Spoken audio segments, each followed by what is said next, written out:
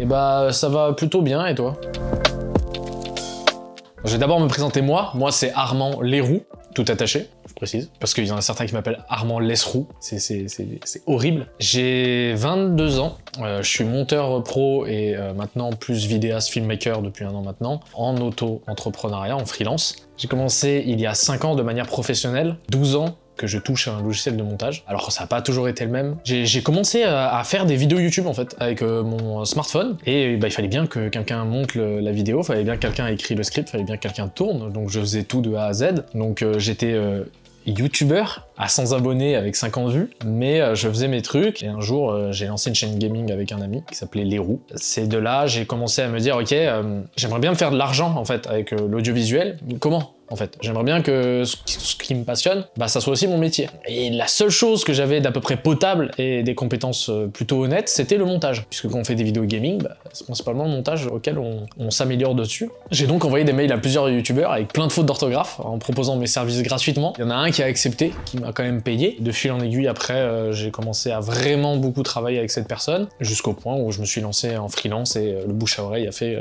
que je suis arrivé là où j'en suis aujourd'hui. Et d'ailleurs, avant de vouloir être en freelance, j'ai essayé quand même de rentrer dans une école d'audiovisuel, BTS montage, et on m'a refusé. Et c'est vraiment à partir de là où je me suis dit, mais en fait j'ai déjà quelqu'un qui veut travailler avec moi, déjà un youtubeur qui veut travailler avec moi, osef en fait d'avoir un BTS en fait. J'ai les compétences, j'ai pas besoin d'un diplôme. Et du coup je me suis lancé en freelance. Il y a une période où je me sentais monteur 2, et ensuite, il y a eu un moment où il y a eu une sorte d'essor de monteurs sur Twitter, où tout le monde commençait à vraiment se parler, en fait, à se rendre compte qu'on n'est pas seul, tu vois. On est en slip dans notre chambre, dans le noir, mais on n'est pas seul. Il y a d'autres personnes dans notre situation. Donc en fait, à partir de ce moment-là, je me suis plus senti monteur de X, mais monteur qui travaille avec X. Ça a toute une différence. Alors là, pour l'instant, ça répond pas à la question, ça en répondrait à une autre. Mais en fait, à partir de cet essor-là, bah, j'ai commencé à beaucoup plus voir les tweets d'autres organismes, etc. Et notamment, du coup, Lateral Design. Au début, je les ai vraiment pris comme un truc de graphiste. Après, c'est un peu le nom qui fait penser ça. Mais après, je me suis rendu compte qu'il y avait aussi quelques petits montages qui passaient par là et des recrutements de monteurs. Je sais qu'au bout d'un moment, j'ai passé un recrutement et que ça s'est très bien passé. Et ensuite, bah, j'ai travaillé avec, ça s'est super bien passé. Et maintenant, je travaille toujours, mais dans un autre poste qu'à la base. Avoir du sang-froid, parfois c'est pas toujours facile, que ça soit le jugement des proches, que ça soit le manque de reconnaissance claire envers notre métier, que ça soit comment les clients peuvent nous traiter aussi. C'est pas toujours bien, et aussi bah voilà, faut savoir gérer ses propres émotions. Des fois on a envie d'aller jouer à la console, mais faut pas quoi. Et donc là, ça serait plus le deuxième que je dirais assidu, être carré dans ce qu'on est, de bien savoir s'auto-gérer en fait. Ça c'est important, donc ça c'est, je dirais, c'est le deuxième. La troisième qualité, je dirais, c'est être rêveur. En fait je dis rêveur parce que souvent si on dit créatif, les gens qui peuvent se sentir non créatifs pensent qu'ils ne le sont pas, du coup, alors qu'en réalité, ils peuvent. Quand on rêve, on est créatif, c'est notre cerveau qui crée toutes ces images et toutes ces histoires, et au montage, c'est pareil. Comme je l'ai expliqué, il faut créer des histoires. Parfois, il faut juste se demander, moi, si j'étais devant un film, quelle blague j'aurais mis, quoi, quel effet j'aurais mis, ou devant une émission de télé, ou devant une autre vidéo YouTube qu'on a l'habitude de voir, se poser devant des montages de gros youtubeurs comme Squeezie, et se dire, ok, moi, qu'est-ce que j'aurais mis à ce moment-là, quoi, qu'est-ce qui m'aurait fait rire. Se poser, être actif et être rêveur, et de toujours voir plein de possibilités pour après sélectionner les meilleurs. La thune? Non, c'est faux. Globalement, moi j'ai toujours créé des vidéos pour raconter des histoires et partager des émotions. C'est que c'est un peu le discours bateau, mais c'est vraiment ça. Et dans ce que je fais dans le montage, c'est me dire à quel point dans la partie montage, on peut tout recréer, le storytelling, l'histoire de la vidéo. On peut faire passer tellement différentes émotions avec la même phrase, le même matériel de base. Et c'est ça que j'aime dans ce que je fais. J'aime toutes les parties du montage, j'aime toutes les parties d'une création de vidéo. J'adore aussi tous les types de montage. Mais si je dois vraiment m'obliger à aimer un truc plus que d'autres, ça serait la création de trailers, bande-annonces, placer du coup la musique et choisir les bons plans pour raconter une histoire sans qu'on ait besoin de passer de voir la vidéo quoi. Un trailer ça te montre l'histoire sans que tu connais la vidéo. Bah en fait moi j'ai ma petite morning routine quoi. Au début je vais à la salle de sport, c'est faux. Moi je me lève, des fois il est 10h30, des fois il est 6h30 du matin. Il est plus souvent un peu proche de 10h que 6h. En fait globalement j'ai pas forcément d'heure de lever. C'est environ 8-9 heures. Je vais pas détailler au point je me douche, je me brosse les dents, globalement je me réveille correctement, je monte, je mange, je monte, je prends une petite pause, je monte, le soir je mange.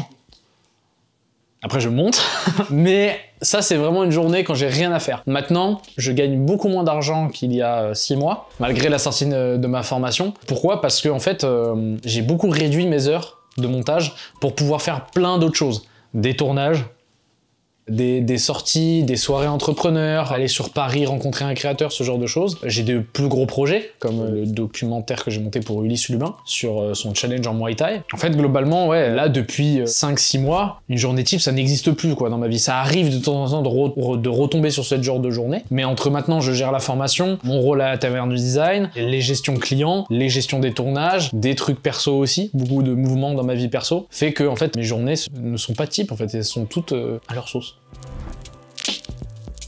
En fait, je sais que je suis quelqu'un de créatif naturellement et qui va toujours trouver une blague ou un truc à dire ou une histoire à dire, une anecdote, toujours un truc à faire. Et donc du coup, forcément, mon inspiration, elle vient d'elle-même, comme je le disais sur la question précédente. Ça vient surtout en regardant ailleurs. Globalement, si on regarde toutes les œuvres humaines, c'est juste des œuvres qui sont inspirées d'autres œuvres, et de ça depuis la nuit des temps. Il y a pas mal d'histoires qui se ressemblent, le fameux mythe du héros, plein d'autres choses comme ça. Quand on dit souvent ah, il s'est inspiré d'un tel, en fait, on s'inspire tous de quelque chose, et en fait, on va avoir notre propre bulle de consommation de médias. On va consommer du Mastu, du Squeezie, on va consommer des documentaires sur Arte, et en fait notre créativité, notre inspiration, elle va venir de là, quoi. Le mélange de plein de choses qu'on a vues et que inconsciemment on va faire le rapprochement et on va créer cette chose. Dans mon enfance, j'ai beaucoup joué au Lego, j'ai beaucoup regardé des films de zombies. Je pense que indirectement, des fois, ça a pu m'emmener vers des créations que j'ai faites. Alors là, comme ça, je vois pas d'exemple, mais c'était juste pour dire que tout ce qu'on a fait depuis qu'on est petit a alimenté notre créativité et notre inspiration, tout ce qu'on a regardé. Et moi, plus particulièrement, si je devais donner 2-3 chaînes qui m'inspirent, si on parle de storytelling et de fiction, je dirais la chaîne d'Edouard, de Rétro et Découverte. Si on devait parler en termes de montage pur, je pense que la réponse universelle serait Potatoes, chez les monteurs. Si on mélange storytelling et bon montage, je dirais Charles Villa. C'est super inspirant ce qu'il fait. Et sinon, comme ça, c'est très difficile que ça vienne. J'en ai tellement... J'ai plus de 900 abonnements sur YouTube. C'est pas une blague, je regarde pas tout, mais c'est pour vous dire à quel point je consomme de tout.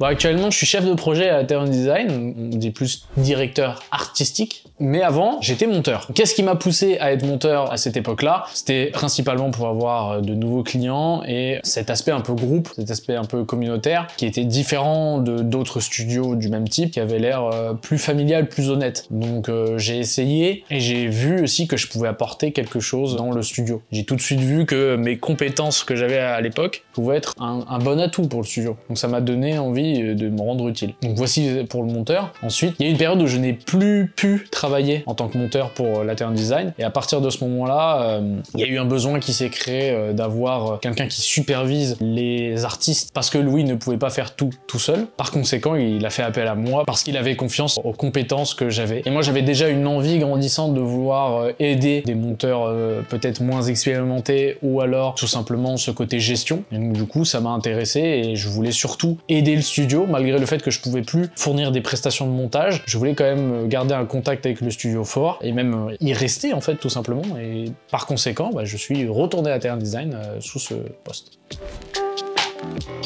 Sincère dans sa démarche de mettre directement en contact les artistes aux clients, de révéler des chiffres s'il faut. Il y a vraiment cette démarche de, à l'inverse d'autres studios, qui est pas du tout commercial, mais je dirais même familial, du coup, je l'avais déjà dit, mais il y a vraiment ce côté-là de groupe et de bonne entente, quoi. Ensuite, troisième, ça serait audacieux. Je trouve qu'on a quand même une belle audace de se dire qu'on a les 3 pôles et on va tout faire, et c'est pas une mauvaise chose, au contraire, je trouve que c'est très audacieux et très une question presque même aussi ambitieux, quoi. Ce serait un peu les deux, ce côté-là où en fait on dit qu'on va tout faire, et on va tout faire bien, et on le fait déjà bien, donc c'est déjà une part de réussite en soi. Alors les principaux, ça sera Adobe Premiere Pro, évidemment, je veux dire. After Effects, Photoshop. J'utilise très peu Illustrator. Sinon, j'utilise beaucoup Notion pour l'organisation. WhatsApp pour les communications avec les clients. Discord, évidemment. Obsidian pour mes notes. J'utilise Excel. J'utilise Frame.io pour envoyer les vidéos aux clients. Un Drive, j'utilise Dropbox comme cloud. Et après, bon, c'est plus des plateformes, mais bon, c'est déjà pas mal. Oui, mais je sais que ça va évoluer dans le sens que j'ai envie. Je suis pas encore pleinement là où j'aimerais envie d'être, mais c'est parce que il y a un peu moins d'1 an, j'ai été pleinement épanoui en tant que monteur, que je commence à rêver de ce que réellement je voulais faire à la base. Non, comme n'importe quel freelance, on peut pas. On est obligé de répondre à des messages pro pendant la vie perso et inversement. En tout cas, moi, c'est ce que je fais. Je entremêle beaucoup les deux, même si la plupart de mes proches ne travaillent pas dans ce corps de métier-là. Et donc, du coup, quand je les vois, ça me permet de déconnecter un peu. Mais c'est vrai que si je me retrouve seul avec moi-même, je vais faire du montage, quoi. Que ça soit côté amis, ça a été beaucoup de reconnaissance. Quand on dit que tu montes pour Mastu, forcément ça te fait les grands yeux, ça te prend en limite pour un dieu. Par contre, quand on va dire ça à des personnes un peu plus âgées de sa famille, ça a été beaucoup moins accueilli, quoi. On me voyait comme juste ah mais Armand il bouge pas de sa chambre en fait, il fout rien. Maintenant que je gagne pas mal d'argent avec cette activité et qu'ils voient que je m'épanouis, ça a vite changé les avis. Oui, depuis quelques années, beaucoup plus, même si à l'époque c'était compliqué, très compliqué. Et c'est vrai qu'on a commencé à entendre parler des monteurs quand les vidéastes parlaient à ces 10 monteurs dans les vidéos. On a commencé à beaucoup plus les voir, on a commencé à beaucoup plus les suivre, même certains monteurs qui sont devenus presque créateurs de contenu. Et aujourd'hui, surtout très récemment, il n'y a pas un monteur qui créait pas des TikTok ou des astuces pour partager sur internet. Et je pense que malheureusement c'est un peu la première idée qui nous vient en tant que monteur si nous on veut commencer à créer du contenu, bah donner des astuces de montage. C'est la première idée qui vient très vite. Et donc du coup, on commence à beaucoup plus se faire voir et les prix commencent à réaugmenter un peu. Parce qu'avant, sur Twitter, on voyait passer pas mal de monteurs qui se faisaient payer 5 € la vidéo, ils avaient passé une semaine dessus. C'est pas possible, ouais. C'est pas possible. Écoutez-moi bien tous ceux là, qui travaillent dans le cinéma et la presse là. Non, il y a beaucoup de monteurs de cinéma qui sont un peu haineux envers les monteurs de youtubeurs. Sur les pubs de ma formation, quand je dis apprenez à devenir monteur pro, j'ai eu des monteurs de cinéma ou quoi, on va dire des monteurs un peu plus IRL, voilà, qui travaillent pour tous les domaines, cinéma, presse, etc. et qui ont été très dénigrants en mode non mais c'est quoi, c'est pas être monteur pro ça, faire des vidéos sur internet. Et en fait, globalement, le cinéma était jaloux de la télé a été jaloux de YouTube, YouTube a été jaloux de TikTok, donc je parle de tous ceux qui travaillent à chaque fois dans ces plateformes-là et ces médias. Et en fait, c'est pareil en fait en termes des monteurs. En fait, ça a juste suivi la haine. Il y en a, c'est pas tout le monde. Je fais pas une généralité évidemment, mais en tout cas, ça se passe toujours comme ça. Donc il y a une rivalité. Je pense du côté des monteurs freelance YouTube, on s'en fiche quoi. Nous on fait ce qu'on aime. Et il y a beaucoup de gens de cinéma même qui sont là, les bras ouverts, qui veulent nous accueillir les bras ouverts. Au début, je cherchais une source de revenus en plus de mes montages pour pouvoir m'émanciper et ne plus avoir la pression de il faut que j'ai des clients et il faut que je réponde à leurs besoins le mieux possible pour faire un chiffre d'affaires à la fin du mois. Alors, au début, je me suis dit il me faut que je trouve quelque chose. Puis après, souvent, que ce soit dans toutes les activités de ma vie et dans toutes mes autres passions aussi, mes proches m'ont souvent dit mais t'es super pédagogue et tu nous expliques sans qu'on t'ait rien demandé. J'ai pris du recul et j'ai remarqué ça que en fait j'adore donner ce que je sais comme savoir. Là, les deux ont fait ting dans ma tête. Il fallait que je donne mon savoir. Je savais qu'en faisant une formation, ça pouvait aussi créer du revenu. J'ai quand même pris du temps avant de me lancer. Puis après, j'ai commencé à remarquer beaucoup de demandes de clients que je pouvais pas prendre parce que sinon, il fallait que je sois 12 Armand pour pouvoir tout remplir en une journée, les demandes. Et à ce moment-là, je voyais que mes clients disaient « Ah, parce qu'en fait, c'est compliqué de trouver un bon monteur. » J'entendais souvent ça. Et même Elliot Meunier me l'avait dit, la personne avec qui j'ai co-créé la formation. Donc je suis allé le voir, on en a parlé, et il a dit mais c'est le moment ou jamais. Il faut une formation qui apprend tes techniques de montage pour que les gens deviennent meilleurs, quoi, pour faire augmenter le level globalement. Et il a dit je t'aide si tu veux. Et cette partie-là un peu marketing, etc. de la formation, la mettre en forme, me rébuter un peu. Et en fait, il s'en est occupé un peu pour moi, et moi j'ai juste eu besoin de faire ce que j'aime, c'est-à-dire tourner la formation, et ensuite partager mon savoir. Ceux que j'apprécie le moins, ça sera évidemment ceux qui vont vouloir avoir le meilleur rapport qualité-prix, parce qu'on va être limité en termes de créativité, et on va avoir cette pression en même temps de quand même donner de la qualité. Tout le monde dans la société cherche le meilleur rapport qualité-prix. Moi, je préfère beaucoup plus les clients qui ont de l'argent, évidemment parce que quand t'es pas limité en termes de tarifs, il y a déjà une pression, voilà. Mais surtout les clients arrangeants en fait, qui comprennent que ce que tu fais c'est un métier, qui aussi se mettent à ta place. C'est-à-dire que ils voient que dans leurs vidéos, dans leur rush, c'est pas très clair, qu'ils ont filmé des passages après, qu'ils doivent se mettre au début. T'envoies une petite fiche en disant bah tiens ce rush, faudra que tu le mettes avant lui, et qui t'arrange en fait la tâche. Il y a des clients qui font ça, et c'est toujours pour moi ceux avec qui je préfère le plus travailler. Ceux qui te disent bon bah la deadline, la sortie de la vidéo, on pourra la sortir 2 jours si t'as un petit souci quoi. Alors que y en a, c'est pas trop ça. J'ai adoré travailler avec Charlie Head et Elliot Meunier. Ces deux personnes ont à peu près le même style de production, même si c'est pas du tout le même style de vidéo. Mais globalement, c'est ce que je disais sur la question d'avant. C'est des clients arrangeants qui vont pas te donner des vidéos compliquées à faire où tu comprends pas trop ce qui se passe. Ils vont te dire d'une manière claire ce qu'ils veulent. Ensuite, ils vont te laisser du temps si t'as des problèmes, si t'as des soucis perso. Ils vont, en termes de prix, ne pas être limités. Évidemment, c'est pas comme ça non plus, mais il y a quand même cette notion de fais d'abord une bonne vidéo et après on parlera du prix. Du coup, ouais, ces deux personnes-là sont en plus très amicales. C'est des personnes qui m'ont déjà proposé de les voir en vrai, partager un moment de vie. Ces personnes-là cherchent plus la relation en fait, cherchent plus une bonne relation plutôt que les meilleures vidéos au plus petit prix. Donc c'est pour ça que j'ai adoré travailler avec eux. On reste à la page, on follow un maximum de monteurs, on follow un maximum de médias qui parlent de notre corps de métier. On reste à la page, voilà quoi. Si on fait des montages TikTok, il est clair qu'il faut passer un peu de temps sur la plateforme. Bon, c'est dit comme très dangereux, mais il faut un peu consommer pour savoir ce qui se fait, sans trop aller loin. Mais en tout cas, toujours rester à la page, même si c'est presque impossible de tout voir en fait. Il y a tellement de nouveaux trucs chaque jour qu'on peut pas... Et de manières de faire aussi, différentes, qu'on peut pas tout faire. Globalement, il m'apporte un côté un peu familial. C'est que c'est un peu beaucoup de dire ça, mais dans le sens où on se sent un peu moins seul. Cet aspect communautaire que j'aime bien. On va dire que j'ai toujours voulu être dans un studio, j'ai toujours voulu être entouré, même si j'adore le freelancing. J'ai toujours voulu être dans ce type de studio-là, et on m'a souvent posé la question si je voulais en créer un avec le statut que j'ai atteint. Et j'ai toujours répondu non, c'est pas pour moi en fait de gérer toutes ces paperasses administratives, toutes ces galères, toute la pression, toutes les responsabilités. Et en fait, cette place a été un design que j'ai réussi à avoir, me comble en fait dans tout ce que j'ai besoin, c'est-à-dire être entouré de personnes, aider des personnes, parler avec des personnes, et quand je dis personne, j'entends créatif, et je pense que ça suffit déjà. Alors récemment, comme je suis un peu dedans, c'est plus les documentaires. J'ai vraiment découvert que on peut vraiment raconter beaucoup plus les histoires que quand on fait des découvertes de colis Amazon. Mais sinon, vraiment, mon bébé de cœur, ça restera toujours les trailers, quoi. Faire des trailers ou faire des... ça m'est déjà... L'envie m'est déjà arrivé de prendre une caméra, de filmer, je sais pas moi, une canette de coca, vanille en plus, de filmer une canette de coca et de prendre des plans, etc. Et mettre une musique épique derrière avec des gros titres enflammés et tout. Moi, je kiffe ça, quoi. Moi, faut mettre des Transformers, des Marvel dans les veines, là, faut mettre du Hans Zimmer et puis ça part, quoi. Petite anecdote, j'ai monté le documentaire d'Ulysse Lubin en Muay Thai. J'ai écouté une musique, bon, non libre de droit malheureusement, un peu épique, et j'avais déjà le trailer en tête, quoi. J'avais déjà le trailer en tête, et j'avais même pas terminé le documentaire de Muay Thai, et j'avais le trailer déjà dans ma tête. J'ai dit, oh, ça va être trop bien, et là, je mets ça et tout. Donc, ouais, les trailers, c'est vraiment le petit truc spécial dans mon cœur. Pourquoi s'aérer l'esprit quand ce qu'on fait, on aime, quoi. Même si en réalité, oui, je joue à des jeux vidéo, je regarde des films, des séries, et je fais aussi du basketball, qui est ma deuxième passion dans mon cœur. Du coup, ouais, je fais tout ça pour m'aérer l'esprit.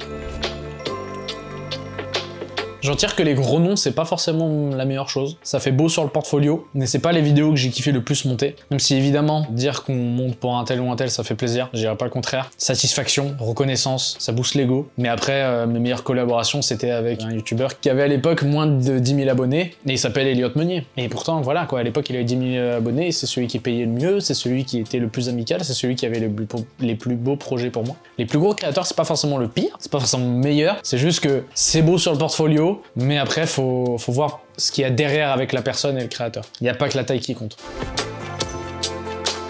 Ça dépend du gros créateur. S'il apporte plein de projets, que c'est quelqu'un qui a besoin de cadrage, qui a besoin de montage, qui voyage, qui fait des gros concepts, etc. Sans non plus devenir les gros concepts à la Squeezie ou quoi, hein, je parle pas forcément de ça, mais ouais, il y a du voyage, il y a de l'aventure, il y a de l'histoire, il y a des émotions. Gros créateur. Je m'en fiche d'avoir plein de clients. Tant que moi, je suis bien payé et que je puisse toucher à plein d'aspects de la production, tout en kiffant et en racontant des histoires. Je travaillerai toujours dans la vidéo, ça c'est sûr. Par contre, est-ce que je serai toujours monteur? Je sais pas. C'est vrai que je me dissocie vachement de ce côté montage et je prends un peu plus la casquette entrepreneur, formateur, cadreur aussi, et vidéaste. Et moi, j'aimerais plus évoluer dans le côté filmmaker de A à Z, plutôt que rester bloqué sur la partie montage, même si c'est difficile d'enlever la casquette monteur pro, sachant que j'ai fait ça depuis 5 ans et c'est comme ça qu'on me reconnaît. Je serais pas là si le studio n'aurait pas d'avenir. Par contre, il a, je pense encore pour moi, un bon chemin à faire, une belle amélioration avant de vraiment être un incontournable, même si actuellement il n'y en a pas autant des studios qui font aussi bien. Donc du coup, il a un bon potentiel, un bel avenir. Maintenant, va pas falloir se perdre sur la route, va pas falloir prendre les mauvais chemins, et va falloir aussi savoir prendre les bons risques au bon moment. Ça veut pas dire qu'il n'y a qu'une seule ligne tracée pour le studio, il y en a plein qui peut être tout aussi incroyables les unes que les autres, et moi je les vois en perspective quand j'en parle avec Louis. L'avenir sera semé d'embûches, mais sera au moins radieux. Sa capacité à s'auto-gérer, que ça soit créativement, que ça soit au niveau de ses horaires de travail, que ça soit au niveau de sa vie perso et sa vie pro. Un bon artiste sera quelqu'un qui, peu importe à l'heure de la journée, va penser à un peu son travail ou un truc qui a un lien. Donc moi je pense tout le temps à la vidéo. Par conséquent, on n'est jamais en dehors du travail et on arrive à s'auto-gérer correctement. Ouais, j'ai déjà commencé avec mes 12 travaux, donc c'était globalement une vidéo par mois pendant l'année 2022. Je pense recommencer ce challenge un jour. Par contre, j'ai pas envie de donner juste des simples astuces. Ce qui est sûr, c'est que je vais en donner. Je vais faire du contenu sur des astuces, comme je l'ai dit plus tôt. Je vois beaucoup plus de monteurs qui donnent toutes leurs astuces, etc. Je comptais le faire avant que cette vague d'astuces arrive, donc je vais pas changer mes plans parce qu'il y a de la concu. Donc il y aura des vidéos liées au montage, mais il y aura aussi plein de vidéos liées à toutes les activités annexes, formation, cadrage, freelancing, etc. Même peut-être des contenus un peu plus philosophiques, parce que j'adore ça. Moi je pense qu'il y a certains monteurs, pas tous, mais certains monteurs sont des créateurs refoulés, et je vais pas me cacher, je suis ça en fait. J'adore créer, etc. Je pense pas que j'ai forcément les compétences actuelles pour devenir un bon créateur, ou un énorme créateur ou vidéaste ou quoi, mais je sais que ce que j'aime c'est faire de la vidéo de A à Z, comme je l'ai bien raconté depuis le début. Donc je vais continuer quoi qu'il arrive de faire des vidéos de A à Z. Après, est-ce que cela va adosser chez moi une casquette de créateur? Je sais pas. Je sais juste que je vais faire ce que j'ai envie de faire. Évidemment, forger une sorte de petite communauté, mais ça me ferait plaisir, mais j'ai envie que ça soit une communauté soudée de monteurs, quoi. Globalement, j'ai envie de continuer de parler de montage avec des gens, pas que juste des gens m'écoutent. J'ai envie de discuter, j'ai pas envie de me faire entendre. Qu'on ne devient pas monteur pro en un mois. Il y a plein de formations qui capitalisent là-dessus, et en vrai je sais même pas si un jour moi je capitaliserai pas là-dessus sur une de mes pubs, mais la réalité c'est qu'on ne devient pas monteur de mon niveau ou d'autres en un mois en fait. Si on n'a jamais touché un logiciel de montage, ça ira à la vitesse de ton apprentissage, ça ira à ta capacité d'adaptation. Il y a des plateformes, il y a des moyens d'apprendre plus vite. Ma formation par exemple, si je dois la placer parce que l'auto-promo, ma formation est un boost de temps, c'est juste pour éviter de perdre du temps en cherchant des tutos sur YouTube, mais ça c'est tout à fait possible, parce que sur internet aujourd'hui on peut presque tout apprendre. Il y a des tutos sur tout, de partout, que ce soit sur YouTube ou sur des sites internet. Il y a des formidables outils comme l'IA qui nous permet de moins avoir besoin de compétences, mais jamais quelqu'un va se réveiller et en une semaine je suis monteur pro en se formant 2 heures par jour. Si tu passes 16 heures par jour à te former, peut-être qu'en une semaine tu auras un bon niveau, si tu as une bonne capacité d'apprentissage. Mais voilà, il faut persévérer et pratiquer et aimer ce que vous faites aussi, c'est important. Dans 5 ans, je sais pas où je suis. Si on m'aurait dit dans 2 ans où tu te voyais dans 5 ans, j'aurais dit là où je me vois actuellement. Ça fait mal au cerveau, mais ce que je veux dire, c'est que ça allait bien plus vite que ce que je pensais. J'ai fait des choses que je pensais pas faire en 5 ans, voire même toute ma vie. Donc je sais pas ce que me réserve l'avenir. Globalement, j'ai toujours envie de travailler avec la taverne du design. J'ai toujours envie de m'émanciper en tant que filmmaker. Maintenant, c'est mes envies actuelles. Est-ce que dans 5 ans, je serai là ou en train de travailler dans un restaurant à Lyon? Je sais pas, je pense pas pour ça, mais ce que je veux dire c'est que je serai tout le temps dans la vidéo, je ferai toujours ce que j'aime, et même si on me paye pas pour ça. Sur ce, c'était Armand, j'espère que cette interview vous a plu, je suis insupportable de changer de caméra, mais surtout, suivez la Taverne de Design sur tous les réseaux, et suivez-moi aussi, et suivez d'autres gens, suivez la vie.